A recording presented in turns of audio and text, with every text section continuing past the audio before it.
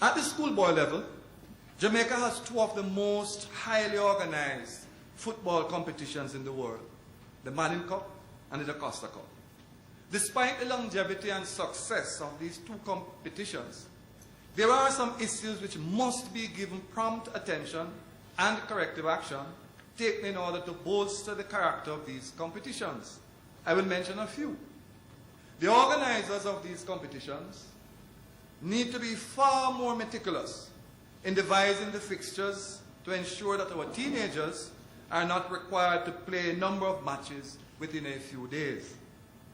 Next, some members of the coaching staff and the administration of different schools, by their over-enthusiasm and desire to be competitive and win at all costs, are contributing to some of our young footballers developing serious injuries without them being able to afford the proper medical care. Of course, this is not unique to footballers, as students of other sports are also plagued with the same malady. And a number of playing services being used by our youngsters to train and play matches should not be used.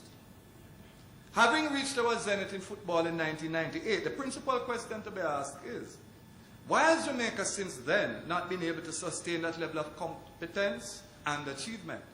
I concede that there are no easy answers, but I would wish to pose a few questions while making a few points. Where is the development or national plan to move the best of the players from the secondary school level to the national level? Indeed, to move our players from the junior level to the national level. The players who have been selected for the All Costa and All Manning teams each year, and the best of those who play in the Olivier Shield competition, are supposed to be the best players during these competitions for a year. What happens to them thereafter? Why is there no program to keep them together for, say, 3 years, 4 years, 5 years? What of community-based football development? In sports, in conjunction with the SDC, the parish associations, and the Jamaica Football Federation, should formulate a national community football plan with the aim of developing football at the community level. At the moment, the state, made up of InSports, SDC, SDF, and the privately sponsored parish associations appear not to be in sync in their approach to developing football at the community level. Coordination in this area must be improved. And finally, much more effort is required to develop the country's football program from a business perspective. Over the last few years, Jamaica has been able to have players recruited by overseas clubs. The income generated from this is invaluable for the growth of the clubs in question and for the communities from which these players are drawn.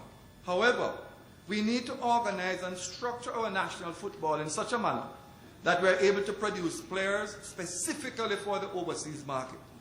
The impact of this financial injection on the clubs and the communities from which these players are drawn would immediately enhance their development and have an economic multiplier effect. I now turn to a topic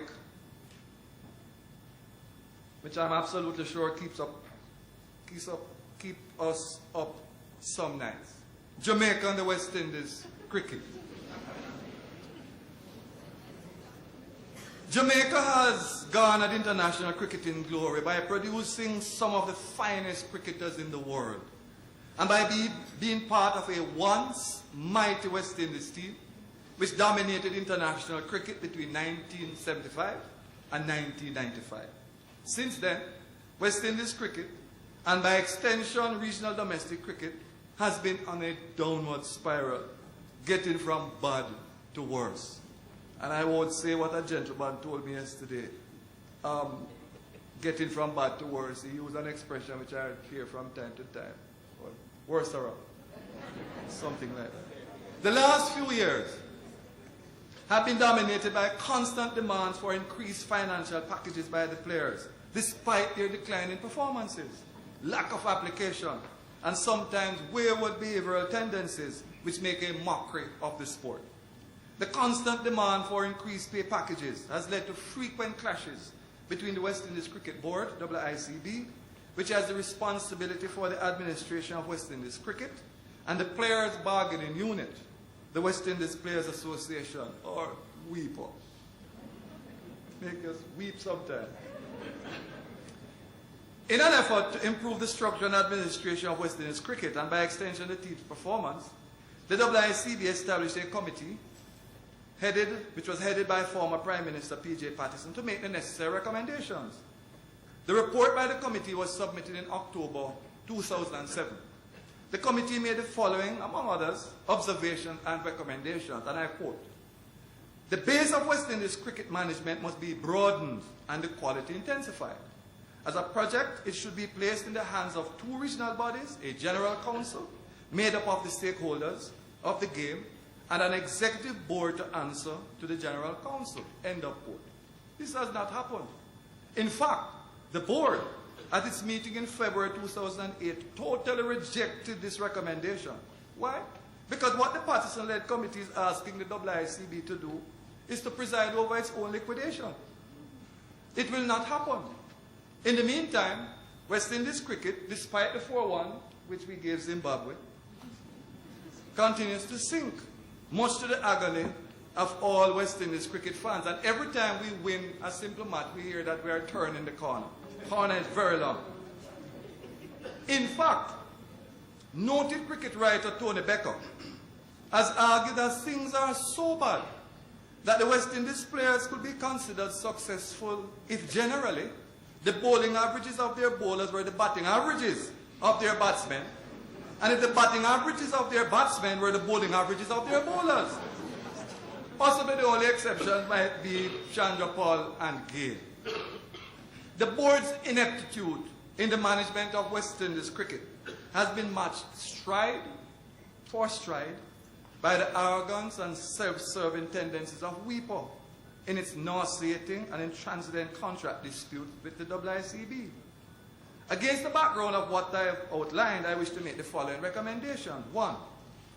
The governments of the region, acting through CARICOM, must do all in their power to influence the change in the structure of the WICB, as is recommended in the report of 2007.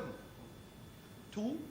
That a scheme be developed whereby West Indian cricketers are paid on the basis of their performance. We're not short of expertise in the Caribbean.